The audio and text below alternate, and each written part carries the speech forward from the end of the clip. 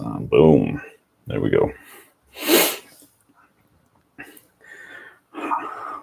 Hello, everybody. Welcome back to the channel. This is United versus Everybody. I am your host, Sean, and it's going to be a little bit of a different sort of stream today. Obviously, we're in the international break.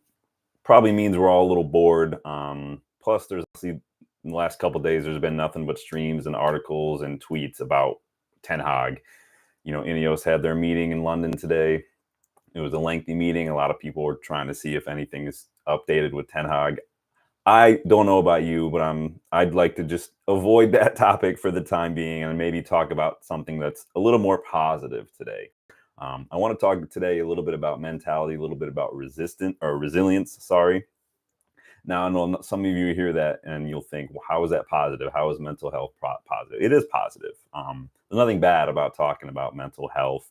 When we talk about taking care of physical health, we talk about that all the time, right? We don't think it's bad when we do that. You know, we talk about going to the gym, dieting, you know, doing marathons, whatever people are doing. And it's completely normal, it's acceptable, and even praised, right? So mental health really should be the same thing. Emotional health really should be the same thing. We shouldn't shy away from it. I, for one, am glad that in the last several years, especially, you know, athletes, footballers, celebrities, people are more open about it. They're talking about it more because the more we can destigmatize it, the easier to be for people to open up, for people to get help, right? And for people to kind of work through these things. So I think the more we can do that, the less negative and awkward and scary it will become. So that is what I want to talk about today. I've already got Danny, Usman, Nick, everybody jumping in the chat. I love it.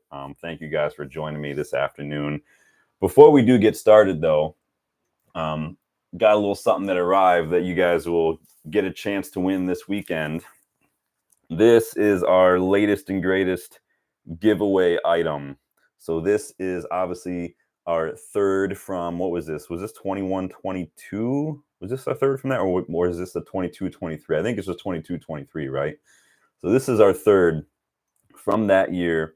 This is a player issue. It is a large. So it is a slim fit, but because it's a large, so it's probably going to fit a little bit more like a medium in a replica. But this is a player issue. It's got the heat transfer.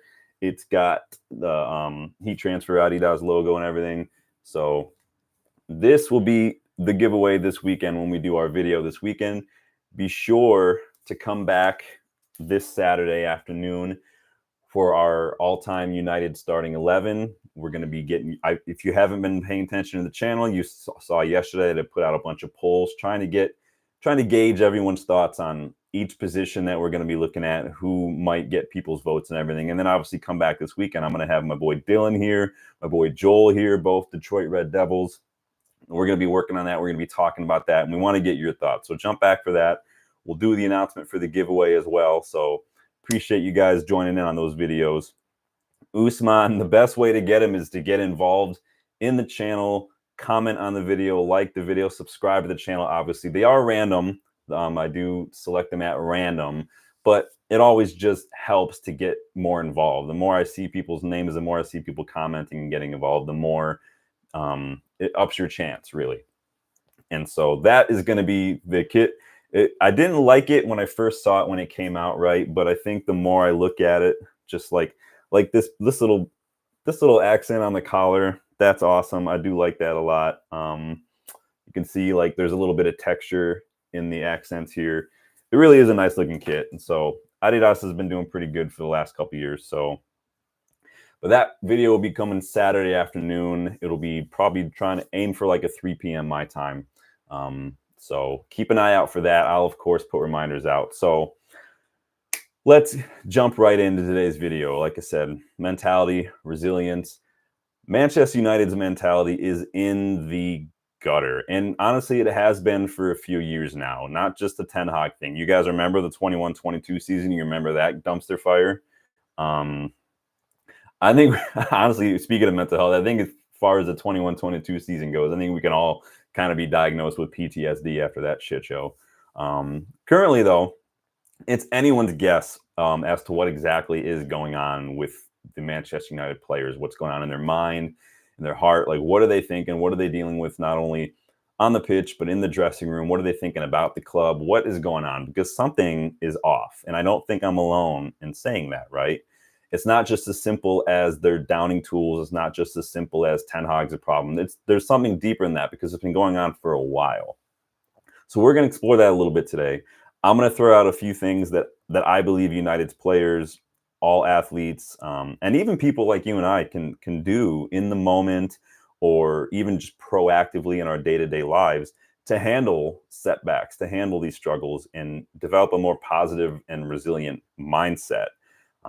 As always, full disclaimer, nothing I say is to be considered professional advice. If you guys do find yourself struggling, if you do feel like you need to talk to someone, just reach out to a professional. You can find people virtually now. There's tons of apps and stuff. People like myself who see clients on a regular basis, I see clients virtually. Do that. It's available remotely now. And if it is an emergency, please call 911 or 999 if you're in the UK or wherever you happen to be. Just keep that in mind. Usman says, what time is the UK on Saturday? So 3 p.m. my time, that's going to be what, 8 p.m. UK time, I believe, 5 hours ahead, according to my Mickey Mouse, as a counselor of mine used to say. So yeah, you'll see, I'll post the link ahead of time, and I'll post it on Twitter as well. So why don't we dive in? Don't forget to like the video. Don't forget to subscribe if you are new. Share it if you think that maybe there's somebody who could, benefit from learning a little bit, because this is such a big part of the game that, like I said, is just now becoming more openly discussed. Phil Jones has been talking about it a lot recently. I know Jesse Lingard came out a few years ago to talk about his mental health struggles. We know that some players have had personal struggles. I know Mason Greenwood, 3 years ago or so, one of his good friends committed suicide, things like that. These players are human beings. They do have lives outside of football, which means they're also susceptible to the same struggles that you and I face. Like, don't let anyone just tell you that because they have money or because they're famous that they shouldn't have struggles. That's not just a cure-all for having a heart and a mind and having a life, right? Danny says, I used to be a therapist counselor over the years, Sean. It does work. Thanks, man. Thanks for opening up about that too, Danny. It does work. It does take time, and it does take effort. Like I tell my clients, like, I see you an hour a week. A lot of therapy is going to happen outside of this time. So with a little time and a lot of effort, it can get better. Everybody's going to look different. And so, Danny, man, appreciate that. Big up. But I'm glad that it did work. I'm glad that you got help, because reaching out taking that first step is honestly the hardest step. And thank you for opening up about that. But more people need to be doing that. So let's start with what I've seen from these United players that makes me think that there's something going on, right? That there's a mentality issue. There's no ability in the squad to pull themselves back into a game when there's been a setback, right? We concede a goal and all the momentum to the opposition as soon as we give away that goal. And then more often than not, like, how many times have we seen that happen and we concede another one not that long after that? And then it's just the heads drop, the frustrated body language sets in, the sloppy play starts, like we saw that at Casemiro against Liverpool, like putting a simple ball from a throw in right back out of touch, like, is just like, that's when you know something's going on. And this has happened 2 matches in a row. We had 2 matches in a row where, people just switch off, right? No one stops Van de Ven, no one stops the FC20 player from just carrying a ball. No one even really steps in to make a challenge. It's stuff like that, pulling out of the challenges and things. And the players just tend to look like they're going through the motions until the final whistle, when you can tell that they've already given up a little bit. Again, we saw it against Spurs, we saw it against Porto. It's just one goal to start, but that one goal is sometimes all it takes for these players just to kind of just switch off. It's like, if we're not up by 2 within 20, even though it doesn't help, it's like we just give up, right? And against Spurs, we had an entire match. We conceded that first goal early, but we had an entire match to come back and fight our way back into it, to maybe try to claw something back. But just looking at the players against Spurs, it's like they already decided that it was over. We're done. We give up. Nothing's going to change. Danny says, had a rough few years before I moved to US, went down a wrong path in life, Sean. I'm blessed to move here. Oh, man, I'm sorry you went through that. That's rough. That sounds awful, man. But I'm glad that things are better. I'm glad that you reached out and got help again, man. Big up. And big up yourself for doing that, for taking on that challenge. Because it is a challenge. It is work. It is hard, and it's not easy. But you did it, and I'm glad. So big up, bud. So with United, typically all it takes is a one mistake and one goal conceded, and it starts to fall apart, right? It starts to unravel, and you can physically see it like a ripple effect. It's like when you're looking at traffic on a busy expressway, one car beeps, like hits the brakes, it sends a ripple effect through the entire traffic, and you can see it just spread. It's like a virus almost. Um, and you can see it happens, because your mind impacts your behavior. What they start thinking in those moments starts to impact the way they're behaving, the way they're playing. They start jogging again, pulling out of 50-50s. They start having to go at each other for just like tiny little things. They can't complete simple passes. They switch off in the box. And then we get into the final third and we start passing and passing and passing. And no one wants to take a shot because nobody wants responsibility. Nobody believes it's going to work. Nobody believes in themselves. It's like when they make a mistake, their brain just automatically goes, "Oh, here we go again, seen this." And they just resign themselves to losing the match. Zero resilience, zero positivity, zero self-talk, zero intrinsic motivation. And all that means is just your ability to motivate yourself. And such a negative kind of like self-image, just a negative, just kind of identity as a player in the moment and even as an individual. Tenhag said in a recent interview how important belief is. He said the most important thing is always keeping the belief. You stay in the game by keeping the belief. That's the most important message that we have to give, because if you lose your faith, you lose everything. Exactly. Just what I just said. Mental impacts the physical. When you lose that mental game, you lose the physical game. So how can these players build belief and build resilience and strengthen in that area? Well, they need to consider how they see themselves and stop worrying always about maybe what they read or what they hear on social media. Find a way to tune that out. They need to ignore that voice in their head that tells them that everyone in the world sees them the way they see themselves in those moments when they make a mistake. They need to stop letting that voice define who they are based on a one mistake, because that's just not true, right? You're not defined by your mistakes unless you allow yourself to be. We tend to be way more harsh on ourselves than we'd ever be with other people, right? Imagine the things that you tell yourself when you mess up. Would you ever say that to your spouse? Would you ever say that to your best friend? Would you say those kind of things to your child? Probably not. So why is it so easy to condemn ourselves and beat ourselves up in those moments? It's because a lot of us don't have a solid foundation of who we are as people. We don't have a very positive self-image that can withstand the adversity, that can withstand the setbacks, that can push through the hard times. Basically, these players and a lot of people in life, and myself included in many times, we need a reset of our self-image. Danny says, Phil Jones in the Rio podcast was very good. Did you listen to it? Good examples in that podcast the player should absorb. Yeah, I did. I watched that yesterday. I'm going to get to that as well because I did touch upon that today. So what does self-image mean? And what does it have to do with football? Well, your self-image is basically just kind of like what it says. It's how you see yourself, what your goals are and what your kind of your automatic mental and emotional responses to situations. All that's kind of rolled into one, and that makes your self-image basically.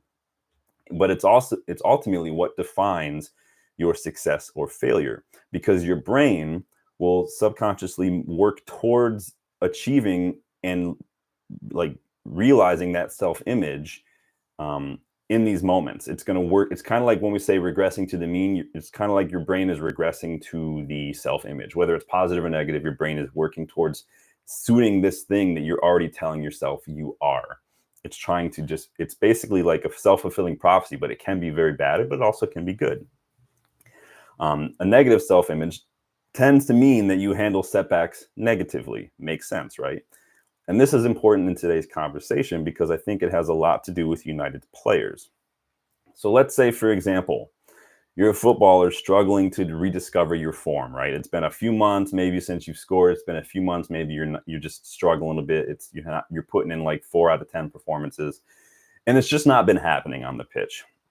You're feeling the pressure. You feel like you're letting down your teammates. You maybe feel like you're letting down your family. You're letting down your manager. You're letting down the fans. You're letting down everybody, right? So then all this is going on. You're walking into the match with all this happening. It's constantly weighing you down. So in the match, you step up to receive a pass, but you're so worried that you're not focused, right?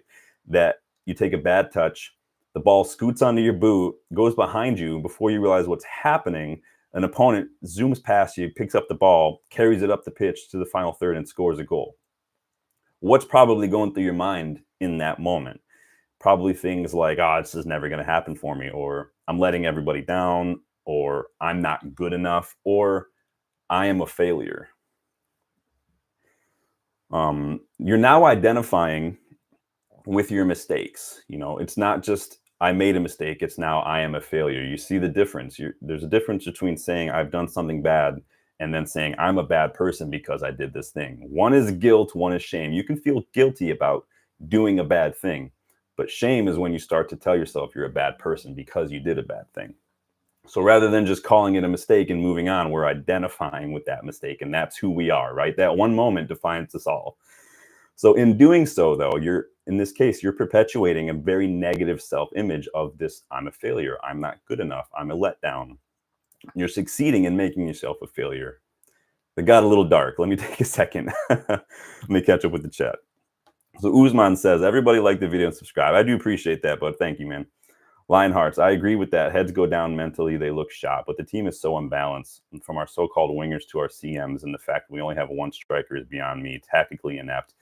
Yeah, I mean, on that side note, I would argue we don't have wingers. I would argue we have inside forwards, because wingers, in my opinion, tend to stay wide and put balls into the box. These wingers tend to operate in the channels, cut in, and take shots off. But that's another story for another day. But I do appreciate you getting involved, bud. So it's not as serious as that, you know, like tend to be, but it can be a problem. The thing about making mistakes is that it's the most common thing of human beings. We all do it. There's a reason that pencils have erasers. There's a reason that your keyboard that you might be looking at right now has a delete button or a backspace button. There's a reason the woman who accidentally invented liquid paper became a multimillionaire, because people make mistakes. It's the most common thing you're ever going to find. The mistakes themselves don't matter as much as how we respond to them, though, how we look at ourselves in that context of the mistake. We can choose to let the anxiety and the self-anger and the fear that comes with the mistakes control us and control our behavior, or we can try to work through it. There's a really good video that I recommend to a lot of people too. It's called Demons on a Boat. It's a really good kind of illustration for how we let some of the emotions and the thoughts kind of control us when they really, in all actuality, don't have control. So if you do get a chance, go check that out after this video. It's called Demons on a Boat. So how do we fix all this, right? One way is to identify what some sports psychologists call your choice point. So this was a concept created in 2009 by a trio of sports psychologists named Chiarochi, Bailey, and Harris.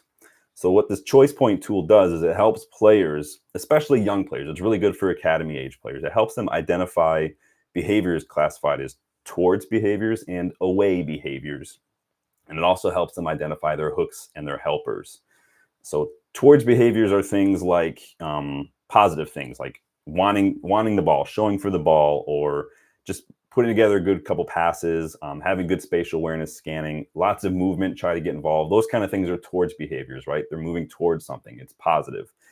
Away moves would be the opposite, right? Withdrawing from the play, kind of hiding from the ball, not wanting the ball, putting your head down, like Lionhearts was saying. Lionheart says, "Oh, my bad, mate. Just no, you're good, bro. No, you can stay and hang out, man. Get involved. It's good times. We're all good." So you have your towards and your away behaviors, right? Your positive and negative behaviors in the moment. So the hooks, those are your weaknesses. Those are the things that kind of keep you from doing things. And we all have weaknesses. We all have blind spots, right? And the helpers are your strengths. How do we use your strengths to get towards the towards behaviors? And how do we keep our weaknesses from keeping us on the away behaviors? And again, by exploring that, by adding that element of choice, the players have a choice, right? Players learn that they can respond differently to these moments, which is going to help them strengthen resilience. They have options. It's not just black or white. Life is not as black or white as we make it out. And if you make a mistake, it's not, well, game's done. It's like, how do we respond to this? We have choices here. Coaches can even take time to learn these players, get to know their players, and learn what kind of strengths and weaknesses they have, and incorporate that even into training, i.e. like instructing a player to stay in the present if they look like they're a little anxious after a mistake and they're already working about worrying about the end result. Just stay here, stay in the moment. Don't worry about the future. Don't worry about the past. Get back to the present. That's an example of what they can do. Lionhearts, I'm going to listen. Very interesting. Awesome, man. I appreciate that. You can also be proactive with this by just kind of getting your brain overall, not just in the moment, to be a little bit more trained, a little bit more proactive, like I said, with what's called reframing. Now, I use reframing a lot with clients. What does this mean? This means that you think back about all the times that you've had some setbacks, all the time where you've made mistakes, even similar mistakes to what you make on a semi-regular basis, and you try to identify a common theme. We'll call this common theme an automatic thought. You know, when a situation comes up, when something happens, is there a recurring thought that seems to always kind of pop up? You know, like maybe your brain's like, I told you so. Or like I said, maybe your brain's like, you're a failure. You're never going to get this done. Basically, this is the thing your brain automatically constantly yells at you when you mess up, or when you're anxious, or when you feel like it's all going to shit, basically. Consider the way you see yourself in these moments. Consider the way you talk to yourself in these moments. In this case, let's say the automatic thought is, I'm a failure and I can't do anything right. That's pretty harsh, right? Would you say that to somebody else, a coworker, a friend? Probably not. So again, why say it to yourself? How about we take that thought and we reframe it by bringing in some positives? Now, this is going to sound like you're just lying to yourself, right? It's going to sound like maybe you're just trying to manipulate. It's not. That's not what we're doing. What you're doing when you reframe is you take that negative and you try to make it a positive by incorporating evidence, basically reality, reminding yourself of the times where it was hard, but you still got through it. Again, via evidence, and then you're giving yourself a little bit of permission to struggle in that moment. So for instance, let's say you're having a hard time at like a school project, right? You've got a big presentation and there's a deadline and you've got to get it done, but you're starting to freak out a little because it's just, you're having a hard time with it. Then the thoughts start, right? I'm going to get a fail. I'm going to fail this class. I'm letting my group down. I'm letting myself down, my parents down. They're paying for school, whatever. I'm useless. I'm a failure. I'm an idiot. Well, all that's going to do is keep you from getting work done. And it just, again, it perpetuates that negative self-image, right? You're identifying with it and it will become self-fulfilling. Let's reframe that. How about something like, you know, this is hard and I'm having a hard time with it, but I've had a hard time with stuff in the past.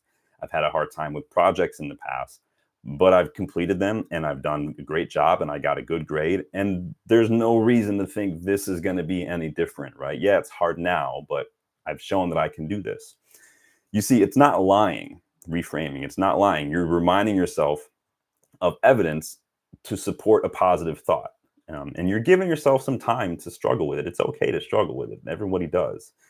The point is not try to avoid the stress. It's just let it in, let it go. It's just, that's all there is to it. I know it sounds simple. It's not. It will get easier with time.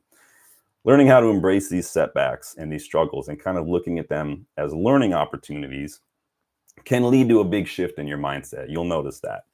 If the positive thought, like what I just said, if that's too long, maybe shorten it to something that works. Maybe think about what you'd say to someone else in that situation, or what you'd like someone to say to you in that situation. You know, something as simple as just, it doesn't have to be what I just said. Maybe something just like, I got this. That's short and sweet, very easy to remember, right? And in the sports context, so in United's context, how about even going the extra step, and instead of just telling yourself, I got this, concede an early goal against Spurs, you know, Delit, Licha, somebody look at the teammates and say, guys, we got this. We got this. Let's go. Come on, switch on. It doesn't take a lot. It just takes a little bit of just mindfulness in that regard. Usman says, I feel sorry for Rashford. He was our best player against Porto and then got subbed off at halftime. Yeah, I mean, we talked about that on the match reaction. I wasn't too happy about that decision. So on the reframing bit, on the self-image bit, it sounds like a lot right now, right? And I'm sure it is. At first it will, because a lot of it's brand new. Give it time, put in the effort, and it will get easier. You know, Danny was opening up and said, you know, it does work. It does work. But Danny, I'm sure you'll tell us it wasn't an overnight process. It takes time, and it takes effort. Those are the two things I tell a lot of clients: time and effort, and you will see results. I can't tell you what the results will look like. I can't tell you what the healing will look like, but I promise you, you will. Give it time and put in the work.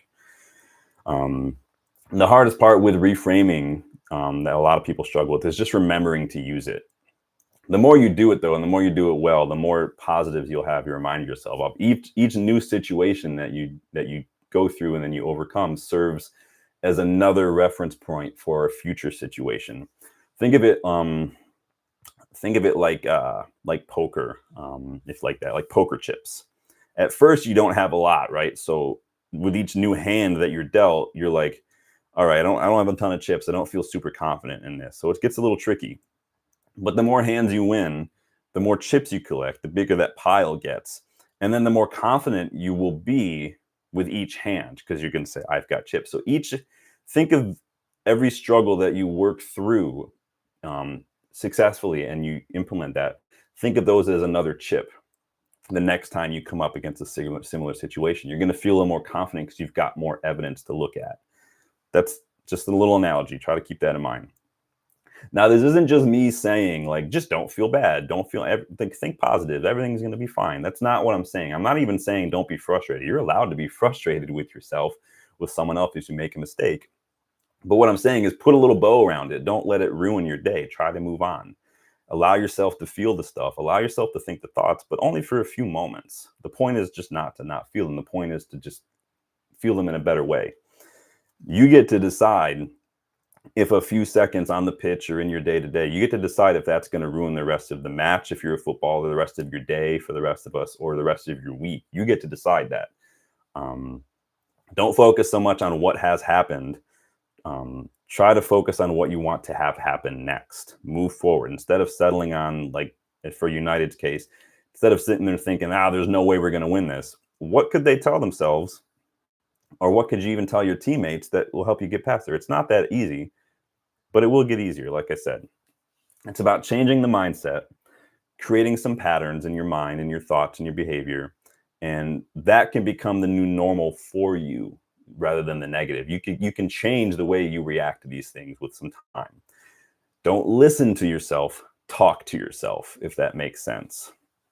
United TV, better results will help. I mean, it could, but I think that there's a way to get some resilience to mental strength that isn't so reliant on the external stuff that is, or in this case, a good result, or in the day-to-day life of just, a good interaction with somebody. You should be able to develop these skills that will help you have a little bit more of a positive, healthy reaction and mindset that isn't so reliant on the external. You want to have an internal, what we call an internal locus of control. Y'all can go look that up. Being self-aware will help as well. But welcome to the channel, but I do appreciate that. Get in tune with your thoughts and emotions and remind yourself that, again, while you're allowed to feel them, they're temporary. Visualize what you want to achieve, but keep it realistic and start small. String together a few good touches on the pitch or a few good passes. Build on that. I've said that many, many times. It starts small. Foundations are usually very simple. Then you build on that. Focus on what you can control instead of struggling to hold on to or grab hold of the things that aren't in your control. Focus too on the reasons why you are likely to succeed in a moment instead of why you're likely to fail. Again, it's about just shifting the mindset a little bit, reminding yourself that there are positives. How many times do you guys ever watch like House Hunters or even when you've gone and looked at houses? How many times do people, they're looking at houses, they walk in and the first things they say is what they don't like. It just puts your mind in a negative space. Try to, like, when you walk into a room, a good activity to do is look at things, point out a couple things that you like. When you're driving down the road, if you find yourself kind of in a meh mood, just point out things you like. Whether it's fall right now, you like the color of the leaves, you like that it's a little cooler outside, whatever. Find some things to just remind yourself that there are also positives, that it's not all negative. This is proactive. It sets a new baseline for a more positive mindset in your day-to-day life, which will trickle down into a lot of other areas. Lionheart said they could just have asked self, what would Zizek do? And you know what else helps besides this as well is surrounding yourself with positive, trustworthy, genuine people. Basically develop positive relationships and also invest in them as well on your end. Phil Jones, as Danny pointed out, Phil Jones was just speaking about this on Rios Ferdinand. This is one of the things that jumped out at me, because it's one thing I've said many times, like when we talk about Marcus Rashford in the past, like, are you surrounding yourself with good people, with the right kind of people? Phil Jones said the same thing. Make sure you have good people in your life. Footballers need to remind themselves that this is a team sport. They're not alone. Social life, family life, teammates, you have resources. Those are resources that aren't just people that you're on the pitch with. They're not just people that you live with or people that you see. These are potential resources as well. A lot of these people have gone through similar issues, especially if you're a footballer. If you're on the pitch, if you're a Manchester United player and you're on the pitch, guess what? Your teammate is going through the same exact thing you're going through right now. Universality, the concept of universality is such a pillar of group therapy because it is so effective. Knowing that there are people who are sharing in the things that you're sharing with, the struggles, that helps. It helps lend a little bit of that empathetic weight off your shoulders a little bit. And then again, like I said, these people are resources, whether they're friends that you value, family members, in this case, teammates, coaches. Being able to open up and ask for help can be such a big difference maker. It takes courage. It does take a little vulnerability, and it is a little scary. But when there are people that you trust, it can be really good. Because the only thing worse than everybody knowing your business is nobody knowing your business, guys. Don't just keep it all in. Let's jump in on the chat. What we got here? Rajat, welcome back, bud. United TV says, unfortunately, we lack good role models at the club. Top Button says, I coach public speaking. Above all, the mentality is always, you're only as good as your next game. United TV says, browsing YouTube while I decide the topic for tonight's. Rajat's back in town after traveling. Good deal. Ziad, welcome, bud. Says 6 hours meeting too, keeping him hilarious. I mean, we could talk about that eventually in another video. Danny B says, jersey giveaway Saturday, Rajat. Yeah, we do have that jersey giveaway. I'll remind you guys real quick. To come back this weekend, Saturday afternoon, we're going to be doing our all-time United 11. I did put out some polls on YouTube, so jump back to get involved with that. I'm going to have Dylan and my boy Joel here. We're going to be going through that. This is the giveaway. This is a large player issue. This is the 22-23 third. It is brand new. It is the player issue, so it's a little bit of a slimmer fit than a normal large, but this will be the giveaway. Nice and clean. So be sure to come back and get involved in the channel if you want to get entered for that giveaway. We'll be picking the winner for that. I would say, yeah, as far as someone said role models, it's hard to know who's a good role model because we only see them for 90 minutes. I would say that on the pitch, we definitely lack a bit of leadership. And I think that that does play into it as well. So on your relationships, on your social circle, your social life, all those, that good resource, remember too, that it is a two-way street. You'll find that being there for somebody else too can have a positive impact on you as well. Better yet, go a step further if you're in a bit of a funk and do something for somebody else, whether that's a little volunteer work, whether that's just a nice little act of service towards somebody. It's a great way to get a little positivity in your mood. And then you want to practice self-care. Self-care encompasses everything from getting enough sleep and eating well to implementing maybe some relaxation and breathing exercises to help kind of de-stress. It also includes identifying and implementing like healthy boundaries for demands on your time and your energy in your life. Boundaries are very important, but they're not easy to incorporate, and they're way not easy to communicate. Some examples of boundaries, like maybe stop answering work calls and work emails after a certain time of day, or stop answering them on the weekend. That's sometimes a boundary that some people do. Like relational boundary, not taking on 100% of everybody's own personal problems and making it your own. Like finding a way to put a boundary there and not do that can be a big deal as well. Basically draw a line between being there and taking on too much for some people. Rewarding yourself with a break from work or projects now and then. Even taking a day off or a vacation altogether is a good boundary to put in place. Good self-care. You'll find that once you identify boundaries, though, and then communicate them, not everybody's going to like that. Not everyone's going to respond well, especially if it's a work boundary. But I think as long as the boundary is healthy, justified, and communicated with a bit of respect, but also a bit of assertiveness, because you want to stand up for yourself there, you're doing what you need to do. Because at the end of the day, another word for boundaries is self-respect. You're respecting yourself a little bit. But there will be pushback, like I said, but expect pushback when it comes to saying no to people. That's just what's going to happen. But the people who tend to push back most when you put a boundary are the people who always benefited from the fact that you didn't have a boundary in the first place. I'm not saying everybody's a bad person. I'm just saying it's hard to go from not having any boundaries to implementing boundaries with some people. So keep that in mind. But in the long run, people will respect them. What are we jumping on here, guys? Everybody's jumping off. I like it. Raja says, was not Casemiro meant to be the role model? I don't know if that's the plan when you're looking at a player. He can be. He is experienced. He is meant to be a leader. Again, it's hard to put a term on, it's hard to put a definition on a role model, because I think if I asked everybody in the chat what a role model is, everyone's going to have a little bit different answer. So it's very difficult. But I do think kind of like Varane, kind of like Evans, I think even when we brought Ronaldo in or Cavani, I think having experience in leadership on the pitch is meant to be helpful. The problem with Casemiro is that a little bit of tactical, but obviously a little bit old. And then he missed a bit of time with injury. He was getting suspended a lot his first season. It is what it is. Casemiro's better role now is an 8, I think. Danny says, Maguire is a great example of how he kept his head up after blunder after blunder. He kept going and now is more confident on the ball.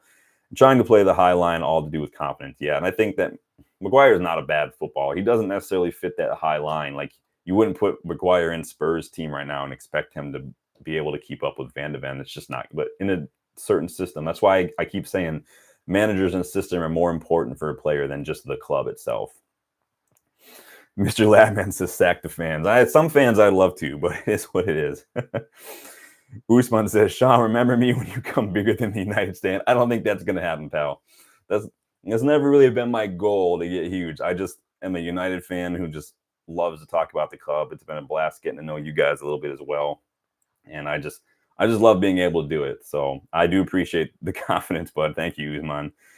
Raja says, Maguire been at least professional, had to go through a lot of criticism and still stood tall, blocked out hate. Yeah, I mean, big up Maguire. United TV says, Maguire and Lindelof played a higher line than we do now. It's a myth Maguire can't do it. I think it depends, in my opinion. I think and this is why I don't say that speed is more important, even when you're playing a high line. I think if you can read the game as a defender, that's almost worth its weight in gold, because you can see when these balls are coming and you can maybe get a head start on them. There's so much more that goes into it. We talked about the O principle in the past, right? One player's negatives, they don't just add, they multiply, because they impact everyone else around them on the pitch in a negative way. So if you have a very tactical, very system-based approach like Ten Hag does, and one or two players are just not doing it, it impacts other people. And we've seen that time and time again. Ziad says, do you think the club will continue this same cycle even when Ten Hag leaves? I don't know. We'll see. It's new ownership, so you'd have to think no, right? But we'll see. United TV, playing a high line is not dependent on speed. Not always. No, it's not. It definitely helps. City can afford to play a little high line because they've got Kyle Walker, who pretty much is still like the fastest person I've ever seen. But so it does help. But I agree, it's not the most important thing. Ziad says, United Standard bought out. At least you can speak the truth. I don't know the ins and outs of the other content creators. I hesitate to even call myself a content creator. I don't even know what the cutoff is for that. So let's see. United TV, speed is a bit overrated. Positional sense and reading the game are the key skills. Yeah, man, 100%. I've said that many times. I think a lot of the fans who will tell you maybe that speed is the most important, I've said many times, and maybe this is a bit too judgmental on my end. Maybe they play too many video games where having the fast player means everything in FIFA or FC24. Raja says, wait, Maguire can play at West Ham, Newcastle, maybe Villa. Maybe Villa under Dean Smith. I don't know if he would fit Unai Emery, but depends, because we've seen Villa set up in a low block like they did against us as well. United TV says, pace helps average players compensate. Yeah, and it can go the other way, United TV, not just attackers. Like, you can have players, I'm not, it's going to sound like I'm picking out Rashford. I'm not. I'm just using an example. Rashford's got a ton of pace, but and a good shot when he cuts in. But other than that, I need to see more. If you could put Sancho's on the ball work with Rashford's pace and power, that would be a tremendous winger or a tremendous forward.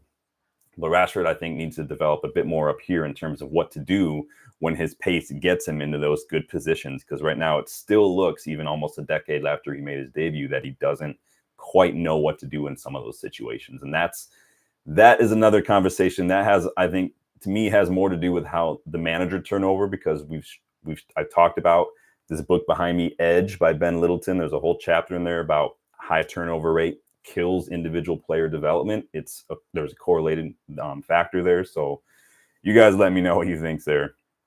Ziad says Villa play a high line with Torres, who was not fast. Wasn't Torres clocked as like the fastest player in La Liga not that long ago though? At one point, maybe the fastest defender. Somebody remind me.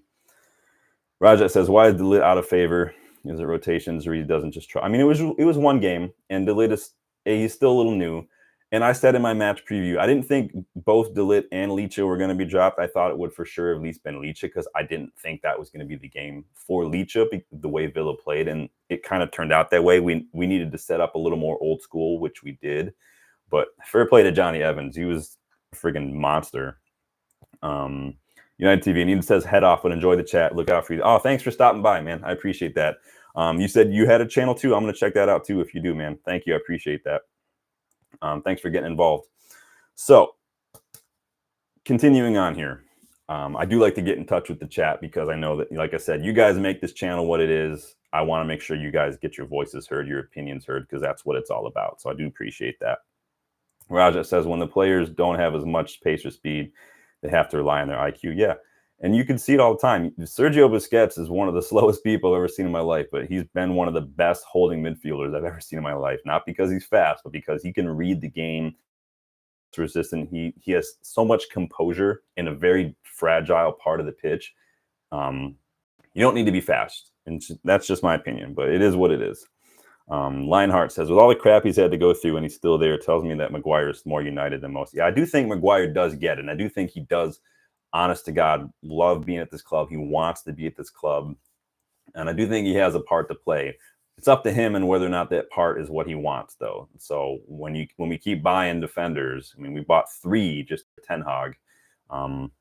There was a time when Tenhag was playing Luke Shaw at center back over Maguire, even when Maguire was fit. So but again, fair play to him for just pushing through, for getting his head down. It sounds like we've heard reports that Maguire is a leader in the dressing room as well. And you need those kind of people in the dressing room as well. So, oh no. Rajat says, being back, going to troll Mark Goldberg's son. Don't troll people, man. That's not fun. So on Manchester United and our players, like I said at the start of this stream, it's anyone's guess as to what's going on in their heads, right? Is it the pressure of the badge? Is that just too much? Is it social media? Because Rashford was like the second most, or was he the top, like most viewed athlete on social media? Wasn't that the stat that came out a couple of weeks ago? Is it perhaps the modern football, or just maybe it's just a generational thing? Maybe they just care too much about how people perceive them, maybe on social media. Social media, the statistics will tell you, and the statistics are not pretty when it comes to social media and the increase in depression, suicidal thoughts, self-harm, especially in young people. I hate social media, and I know it's ironic that I'm on YouTube saying that, but YouTube and the Twitter page I have for the channel, it's not a personal page. Those are the only 2 things I have on social media. I haven't had anything else since I got off Facebook like almost a decade ago. So I know it makes me sound old. I just don't see much to it, but that's no judgment if anyone else does. Is it the last 10 years of just toxicity and rot and decay at this club that is seeping into the very play? We talked about the other day that when people come to this club, whether it's a player or a coach, something changes. Ten Hag is not a bad manager. He comes to United and he looks like totally like a fish out of water. These players that we sign are not bad players, but they come to United and they struggle. And even worse, they leave United and they do well. Look at Fred's getting himself hat tricks over in Turkey. McTominay is scoring within like 30 seconds at Napoli. Like, something about this club is just not right. Maybe that's it. Maybe it's a mentality thing in terms of the message that's been trickling down from the owners for the last decade. When the owners don't really seem to care, they can't be bothered to show up, or when it's clear that they only care about getting top 4 so they can get money. What sort of message does that send to players, to coaches, to staff, to fans? What sort of message does that send? It's contagious, this negativity, whether it's on the pitch, in the dressing room, or just at the club in general. But it's contagious. But positivity can be contagious as well. Like we've spoken about before, there's this concept called neurobiology, where your emotional state, the way you're behaving and speaking and basically just carrying yourself, it does impact other people and vice versa. Positivity can have an impact just as much as its negativity. Just takes one or two people just to open up, one or two people to break that cycle. Now, that felt like a lot. I don't know about you, but that felt like a lot. That was just me talking for like 45 minutes. Raja says, quit Dallo inverting at the left side. Maybe on the right side it works all right, but I don't know. Yeah, I did that video on Dallo. Some people were calling me out saying, you said he was our best player. I didn't say Dallo was our best player. I said, in that system, in the way Tenhag wants to play, the 3-1 that build out, Tenhag or Dallo is probably the most important player in that system. He has been struggling, though, recently. I will not deny that. Raja says, no, Tenhag is not a bad manager. He's not the right coach, maybe. Maybe he has to hold his hand up when his tactics go wrong. He does get some blame. Yeah, everybody gets a little bit of blame. I'm starting to wonder if Tenhag wasn't maybe a better kind of second link in a chain, from a link from all the bad stuff to now we get Tenhag, who has, you can't deny that he has worked on changing some of the standards and discipline in the club, which I do think is necessary. He has won us trophies, right? But maybe that's what his role is. I don't know. Maybe he's the guy before the next guy who's going to take us over that line in terms of getting us challenging in other areas on a more consistent basis. Maybe someone who's going to keep us in a top 4 spot for, consistently. I don't know, but that could be an option. I have no idea. Usman says, Sean, if Eric got sacked, who would you think would be the manager? It's hard. We were speaking about that the other day after the Aston Villa match. What next? It's like I said, if you sack him now and your top choice manager isn't available, then you have to do an interim until the end of the season. Then you have to go all out to get your top choice, because if you don't get your top choice manager, then we're going to be back in this cycle again. So the club did approach Tuchel in the summer. If Tuchel is their top choice and they can reopen that conversation, then go get Tuchel if that's who they want. It's not necessarily about what I want. I want what is best for the club. If I had my choice and it was all things being equal, I'd probably go with Nagelsmann. But that's just me. Everybody's going to have a different choice. Lionheart says he's definitely one of our best players. You're talking about Maguire. Raja says, LOL, if it's meant to improve us with possession, turns out it's hindering us. Yeah, it's just, again, when you have a tactical manager and you have a very tactical system and you don't have players who have the footballing IQ for that, things do start to break down a little bit, or the discipline too on the pitch. Raja says, Eddie Howe is probably not going to win title in Newcastle. Yeah, I'd be surprised if Eddie Howe is still at Newcastle next summer, but we'll see. Lionheart says Thomas Frank should be up there as a possibility. Does Thomas Frank have what it takes? Is that like United level, do you think? I know some people were talking about Marco Silva as well. I need someone who's got a little bit of that gravitas, someone who's got a little bit of that pedigree, but who also can offer a little bit more on the man-to-man side of things, the man management side of things. But if they do an interim, like Rajap's saying, it's probably going to have to be Ruud until the end of the season. But Ruud does have a little bit of experience.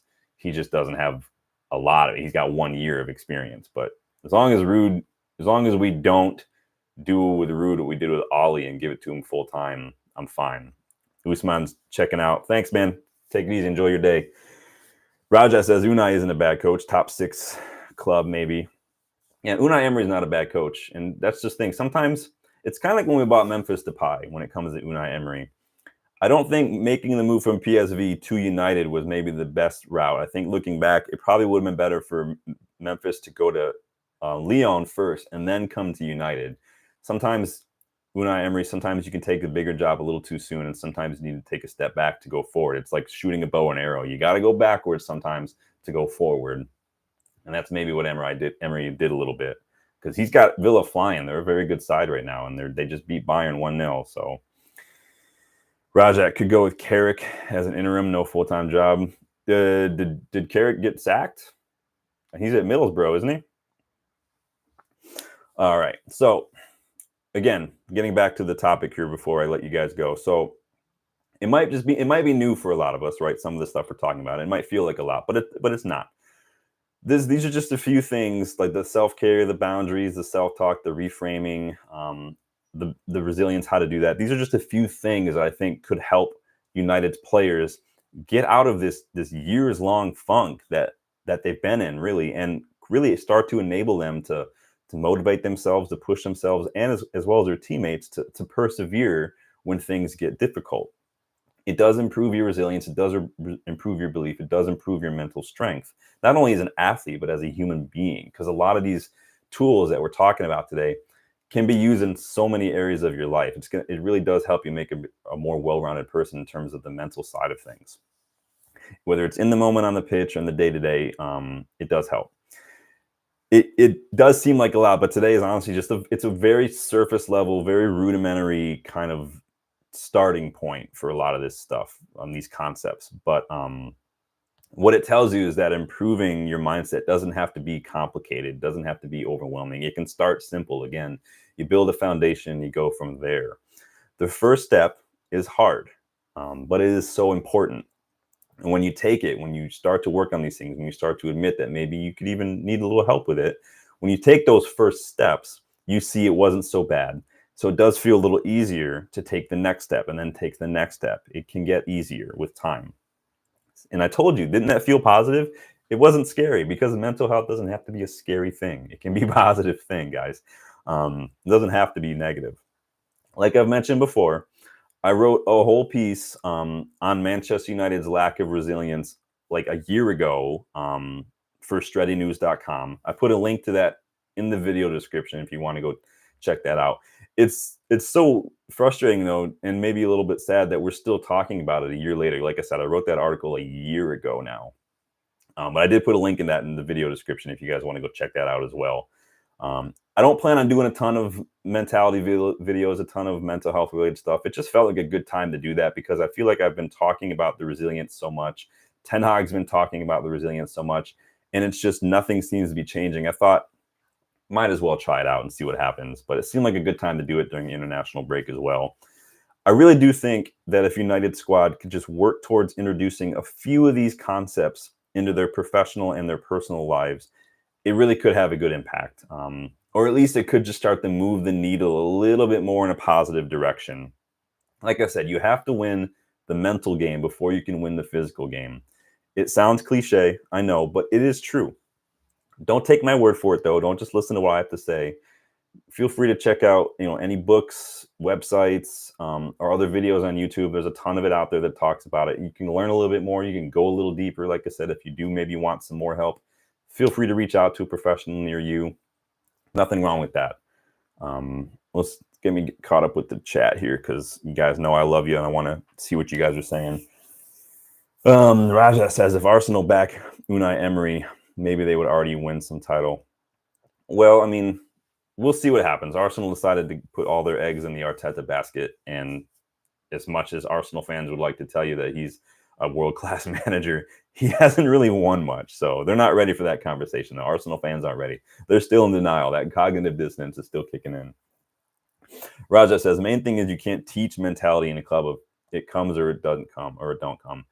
But you can teach it. I mean, I've just spent the last 53 minutes teaching you a little bit about it. So it can be taught. The issue is the clubs have to make it, have to realize that it is important, to realize that these players are not just footballers, they're people, and the mental side of things and the emotional side of things are just as important, if not more so, than the physical side of things. Like I said, you win the mental game, you win the physical game.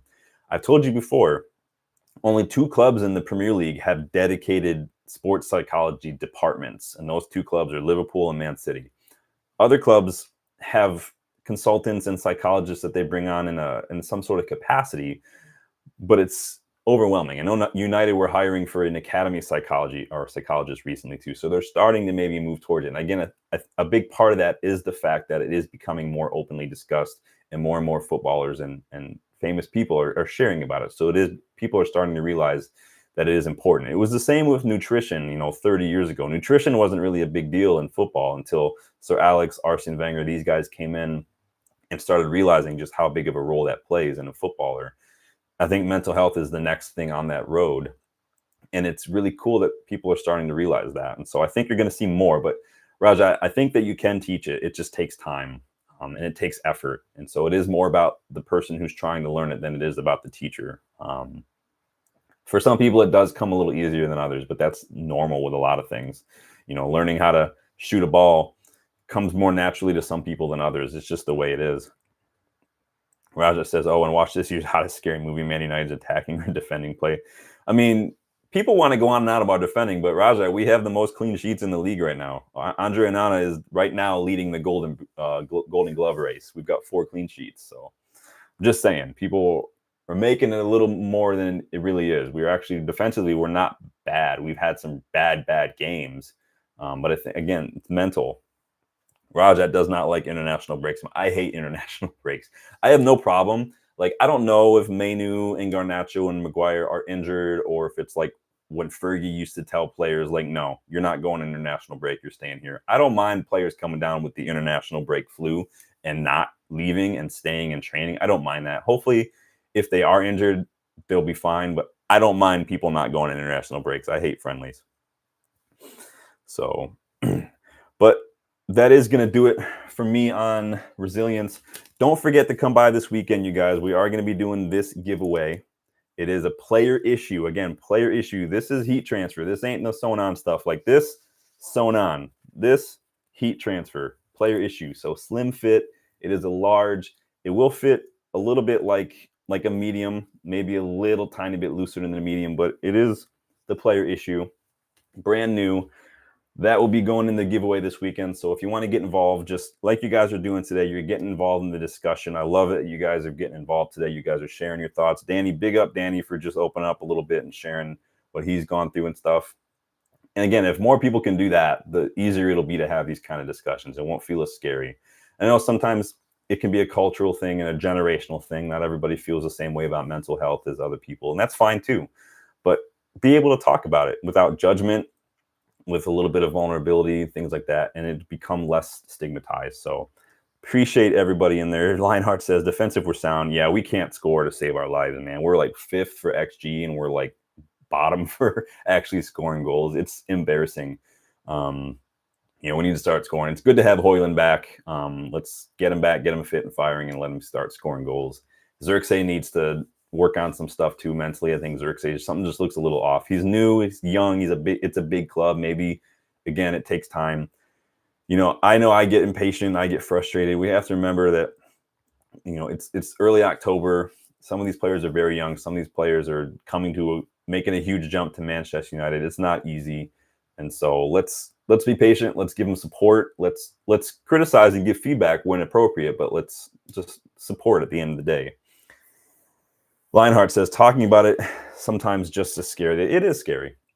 I'm not gonna lie, it is scary. It's hard to be open. It's hard to admit, that something's wrong. But I think when you do that and you get a good response, like a healthy response where people aren't judging you, they're not treating you and looking at you the way you maybe look at yourself, I think that's only going to help. But you have to remind yourself of that. Again, it's one of those reframing. If you feel like you want to talk about something with somebody and you're afraid of what they might think, remind yourself, well, I did open up to this other person and they didn't judge me. Why would this one be any different? Doesn't mean you just word vomit your whole life over everybody you meet. You want to be a little selective with people that you trust with that. But it is scary. Like I said, the hardest part is taking that first step and opening up. But it is the most important step. And so, like I said too, Lionhearts, the only thing worse than everybody knowing what's going on is nobody knowing. You want to be able to have somebody you can talk to. So if it's easier to talk to a therapist, if it's easier to talk to a friend or family member, that's a good place to start. But it's okay. I think that some people aren't going to respond well. Some people are, but it's not about how people respond. How people treat you, things they say about you, the things they say to you, they don't define who you are. That's why I say, like, internal locus of control. It's not about the external.